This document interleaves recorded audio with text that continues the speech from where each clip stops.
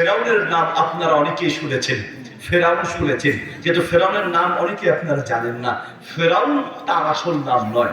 ফেরাউনের এই ফেরাউন হচ্ছে তার একটা উপাধি, নাম হচ্ছে মারিফতা। ফেরাউনের আসল নাম হচ্ছে মারিফতা। ফেরাউন কোরআন মাজিদে ফেরাউন বলা হয়েছে যেহেতু মিশরের জাদুকরদেরকে ফেরাউন হিসেবে উপাধি দেওয়া হতো। ফেরাউনের আরেকটা উপাধি হচ্ছে জিল আওতা, পেরেকওয়ালা। ফেরাউনকে কেন পেরেকওয়ালা বলছে? এর কারণ হলো ফেরাউনের স্ত্রী আসিয়া আলাইহিস সালাম ঈমান এনেছে, মুসলিম হয়েছে। শুধুমাত্র ঈমান আনার কারণে নিজের স্ত্রীকে নিয়ে এসে উত্তপ্ত গরম বালুর মধ্যে শোয়া, দুই হাতে পেরেক মেরে, দুই পায়ে পেরেক মেরে চিৎ করে শোয়া, মাঝে মাঝে সে পুরো শরীর ক্ষত বিক্ষত করে দেয়, রক্তাক্ত করে দেয়, নির্যাতন চালায়। আর মাঝে মাঝে বলে যে তুমি যদি শুধু বড় ফেরাউন তোমার রব, তাহলে তোমাকে দুনিয়ার সে রাজত্ব আবার ফিরিয়ে দেওয়া হবে। তুমি দুনিয়ার রাজত্ব যদি চাও, ফেরাউনকে রব মানো, আর না হয় তোমাকে দুনিয়া থেকে শেষ করে দেওয়া হবে। যদি আল্লাহকে রব বলো, তুমি শেষ হয়ে যাবে। ফেরাউনকে রব মানলেই আবার তোমাকে ফেরাউনের রানী বানানো হবে, দুনিয়ার রাজত্ব ফিরিয়ে দেওয়া হবে। অনেক চেষ্টা করার পরেও যখন ফেরাউনের স্ত্রী আসিয়া আলাইহিস সালাম আল্লাহ ছাড়া কাউকে রব মানতে অস্বীকার জানায়, ফেরাউনকে যখন রব মানতে অস্বীকার জানায়, তখন সর্বশেষ একটা বিশাল পাথর নিয়ে এসে ফেরাউনের স্ত্রীর মাথার উপরে ধরে বলছে, হয় তুমি বলো ফেরাউন তোমার রব, আর না হয় এই পাথরটা মেরে দুনিয়া থেকে বিদায় করে দেওয়া হবে। ফেরাউনের স্ত্রী আসিয়া আলাইহিস সালাম সেই পাথরের নিচে থেকে আকাশের দিকে তাকিয়ে বলছেন, রব্বিবিনি ইন্নাকা বাইতান ফিল জান্নাহ। আমার রব, আমি দুনিয়ার রানী হয়ে থাকতে চাই না, আমি দুনিয়ার রাজত্ব চাই না, আমি চাই মালিক তোমার পাশে জান্নাতের মালিক হতে চাই। আমি আল্লাহ দুনিয়ার সম্পদ চাই না, আমি তোমার পাশে জান্নাতের মেহমান হতে চাই। আল্লাহু আকবার। আমি জান্নাতের মেহমান হতে চাই। কি পরিমাণ ভালোবাসা, কি পরিমাণ মহব্বত ছিল জান্নাতের প্রতি। আমরা হলে তো আখিরাত বিক্রি করে দুনিয়া ক্রয় করতে চাই। যার কলিজায় সত্যিকার অর্থে জান্নাতের ভালোবাসা আছে, আল্লাহর ভালোবাসা আছে, সে দুনিয়া ছাড়তে রাজি হয়, আখিরাত হারাতে রাজি হয় না। দুনিয়ার সব দিয়ে দিতে চায় শুধুমাত্র আখিরাতের জন্য। নবী সাল্লাল্লাহু আলাইহি ওয়াসাল্লাম বসে আছেন, একজন এতিম এসে আল্লাহ নবীকে বললেন, ইয়া রাসূলুল্লাহ, আমার বাড়ির পাশে একটা খেজুর গাছ আছে, এই খেজুর গাছের খেজুর নিয়ে মাঝে মাঝে ঝগড়া হয়। আমার বাড়ির পাশের খেজুর গাছের মালিক হচ্ছে আবু লুবাবা। ইয়া রাসূলুল্লাহ, আপনি যদি সেই আবু লুবাবাকে ডেকে একটু বুঝিয়ে বলেন আমাকে যেন সেই খেজুর গাছটা আমার কাছে বিক্রি করে, তাহলে আমি ঝগড়া থেকে বাঁচবো।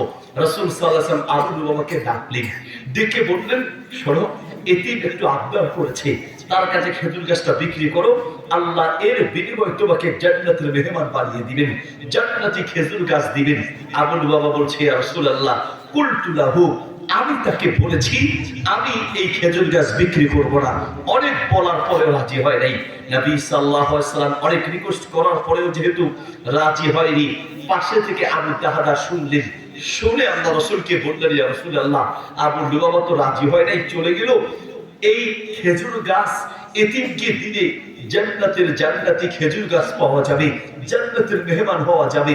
আবু লুবাবা বুঝে নাই, আমি যেই কোনো বিনিময়ে আমি যদি ওই খেজুর গাছটা কিনে এই এতিমকে দেই, তাহলে জান্নাতের সেই সুসংবাদ আমার জন্য থাকবে কিনা? রাসূল সাল্লাল্লাহু আলাইহি ওয়াসাল্লাম বলেন, হ্যাঁ, তোমার জন্য একই সুসংবাদ থাকবে। আবু তাহাদা দৌড়ে গিয়ে আবু লুবাবার হাত ধরে বলছে, ভাই আমার, আমি একটি মাত্র আবদার দিয়ে এসেছি, শোনো, তোমার কাছে রাসূল সাল্লাল্লাহু আলাইহি ওয়াসাল্লাম খেজুর গাছটা চেয়েছে, এতিমকে দিবে, তুমি রাজি হও নাই। তুমি হয়তো ভেবেছো টাকা তোমাকে কম দিবে, আমি বলছি আল্লাহ আমাকে তাওফিক দিয়েছেন।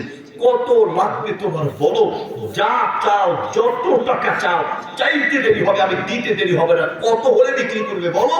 আবু লুবাবা বলছি, কুলতু লাহু লা আবিউ, আমি তাকে বলেছি আমি বিক্রি করব না, যত টাকা দেন আমি বিক্রি করব না। আবু তাহাদা চিন্তা করলো, বুঝেছি টাকার বিনিময়ে বিক্রি করবে না। আচ্ছা ঠিক আছে, তাহলে শোনো, বুস্তান আবি তাহাদা, মদিনার সেই বিশাল বাগান, খেজুর গাছ আছে 600-র উপরে, ওই বাগানের নাম শুনেছো? হ্যাঁ, ইন্নী আরাফতুহু, আমি চিনেছি সেই গাছটি। ইন্নী আরিফুহু, আমি সেই খেজুর বাগান তো চিনি। বলছে শোনো, আনা আবু দাহদা, আমি হচ্ছি সেই আবু দাহদা, ওই পুরো বাগানের মালিক হলাম আমি। তুমি যদি একটা খেজুর গাছ আমাকে দাও, এর বিনিময়ে আমি তোমাকে পুরো বাগান, পুরো গাছ, পুরো খেজুর সহ, এমনকি পুরো মাটি সহ আমি তোমাকে মালিক বানিয়ে দিব। একটা ঘর বানিয়েছি বড় মায়া করে, সেই ঘর সহ যদি তোমাকে দেই, পুরো বাগান দেই, পুরো গাছ সহ দেই, তাহলে রাজি আছো কিনা? আবু লুবাবা অবাক হয়ে বলবো, কি বলো? একটা গাছের জন্য যদি পুরো বাগান দিতে রাজি হয়ে যাও, তাহলে আমি কেন রাজি হব না? চুক্তি করো। চুক্তি চুক্তি হয়ে গেল।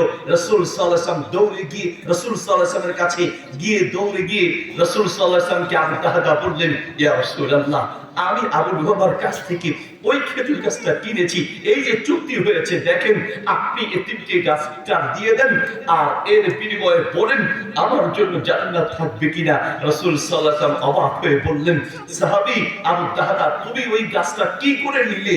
আমি তো বললাম। আবু লুবাবা রাজি হয় নাই।